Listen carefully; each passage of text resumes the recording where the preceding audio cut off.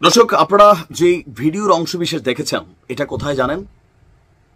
হাসনাত আব্দুল্লাহর নিজের এলাকা দেবিদ্বার উপজেলায় স্থানীয় সাধারণ জনগণ এবং বিএনপির নেতাকর্মীরা একত্রিত হয়ে হাসনাতের চামড়া তুলে নেওয়ার সিদ্ধান্ত নিয়েছে। কি অদ্ভুত ব্যাপার!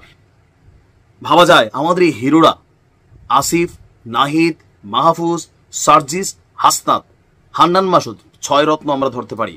এই 6 রত্নের গত 8 মাসে অর্জন হচ্ছে এদের চামড়া এদের নিজের এলাকার জনগণই তুলে ফেলতে চাচ্ছে।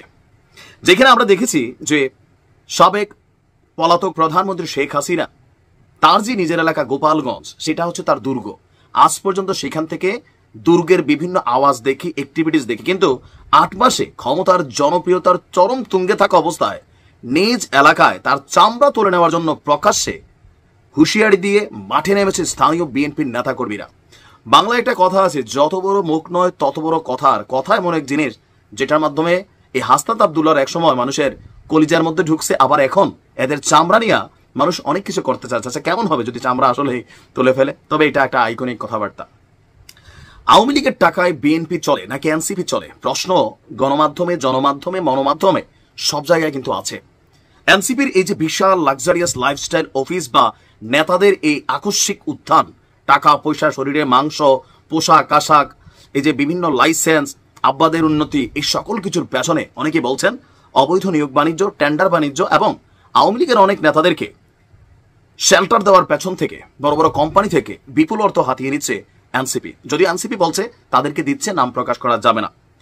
আর এই এনসিপির এই নেতারাই যখন বলেন যে আওয়ামী লীগের টাকায় চলছে বিএনপি, স্বাভাবিকভাবে বিএনপির রাজনৈতিক অবস্থান থেকে বিষয়টা চরম অপমানের।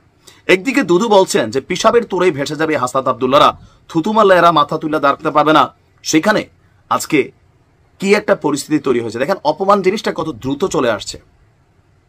যে কোনো একজন মানুষের তার মূল পাওয়ার হচ্ছে তার নিজের এলাকার জনগণের ভালোবাসা, কিন্তু আজকে হাসনাত আব্দুল্লাহর দেবিদ্বারে তার বিরুদ্ধে তার এলাকার নেতাকর্মীরা, জনগণ যেভাবে রাজপথে নামছে, এরাও কি আবার আওয়ামী লীগের দোষর নাকি যারা এই বক্তব্য দিয়েছেন? এখানে আজকে লম্বা চূড়া বক্তব্য দিয়েছেন বিএনপির বেশ কয়েকজন নেতা। সেলিম ভুঁইয়ার নেতৃত্বে সম্ভবত বা ওনার অনুসারীরা লোকালি প্রতিবাদের ঝড় তুলেছে পুরো কুমিল্লা জুড়ে। এই হাসনাতকে অবাঞ্ছিত ঘোষণা করা হয়েছে, 48 ঘন্টা, কেউ 1 সপ্তাহ আলটিমেটাম দিয়েছে, ক্ষমা চাইতে হবে এই ধরনের উল্টাপাল্টা বক্তব্যের জন্য যে আওয়ামী লীগের টাকায় বিএনপি চলে।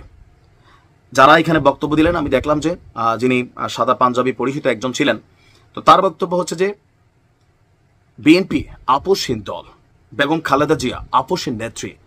এই দীর্ঘ 16-17 বছর ধরে অনেক ধরনের পরিশ্রম করেছে, অন্যায় অত্যাচার সহ্য করেছে, তারপরে তারা আওয়ামী লীগের সাথে আপোষ করে নেয়। আর সেই আওয়ামী লীগকে হটানোর পরে আজকে হাসনাতদের মতন ছেলেরা যখন এই ধরনের কথা বলে, সেটা বিএনপি কোনোভাবেই মেনে নিবে না। আবার ওদিকে সার্জিস একটা গুতা মাইরা আবার গুতা খাইছেন কোনটা, যে 16 বছর যাবৎ বিএনপি কেন একবারে গণপ্রস্রাব প্রোগ্রামের আয়োজন করে নাই। তো কেউ কেউ বলছেন এই গণপ্রস্রাবে তখন তুমি আর হাসনাত দুজনেই ভাইসা যেতে, কারণ তখন তোমরা ছাত্রলীগের নুনু ধরে দাঁড়াইছিলে। এরকম দুষ্টামিমূলক পোস্ট দেখছেন। তো বিষয়টা হচ্ছে এখন অপমান পাল্টা অপমান, বক্তব্য পাল্টা বক্তব্যে রাজনীতির মাঠ উত্তাল। তবে যেই গতিতে আগাচ্ছে, এই গতিতে আমরা স্পষ্ট দেখতে পাচ্ছি একটা সংঘর্ষ তৈরি হবে। তবে এই সংঘর্ষে, যেখানে বিএনপির সংঘর্ষ, এখানে সরকার খুব বেশি কিছু করতে পারবে না। আওয়ামী লীগের বেলায় পারবে, কারণ আওয়ামী লীগ ফেসিজমে জড়িত হয়ে গেছিল, আওয়ামী লীগের পটানো সোজা।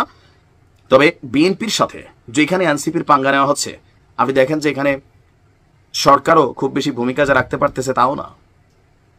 হাসনাত আব্দুল্লাহ কি ক্ষমা চাইবে? তাহলে তার ইজ্জত শেষ হয়ে যাবে। আর ক্ষমা না চাইলে বিএনপি মাঠে নেমে পড়বে। চারদিক থেকে একটা উত্তাল পরিস্থিতি। কোথায় যাচ্ছে বাংলাদেশ? এই লড়াই জিতবে কারা, এনসিপি নাকি জিয়ার সৈনিকেরা? সময় বলে দেবে। ভালো থাকুন।